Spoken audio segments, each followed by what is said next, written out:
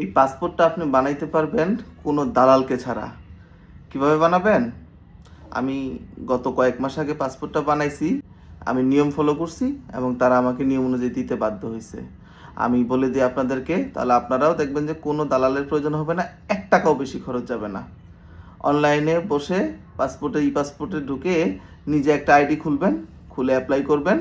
করার পরে সেখানে তথ্য দেওয়ার পরে খুব সিম্পলি যে কেউ প্রয়োজন একটা ইউটিউবে ভিডিও দেখে নিলেন, এরপরে ওখান থেকে পেমেন্ট স্লিপটা বের হবে, ওই পেমেন্টটা করে দিবেন। আপনার যে মূল টাকাটা পেমেন্ট করবেন। পেমেন্ট স্লিপের সাথে একটা পাসপোর্ট অফিসে কোন দিন যাবেন আপনার নিকটস্থ অফিসে, সেখানে একটা সাক্ষাৎকারের ডেট আপনি চয়েস করে দিবেন। সেই ডেটে যাওয়ার সময় আপনার এনআইডি নিয়ে যাবেন, আপনার লোকাল একটা বিলের কাগজ নিয়ে যাবেন।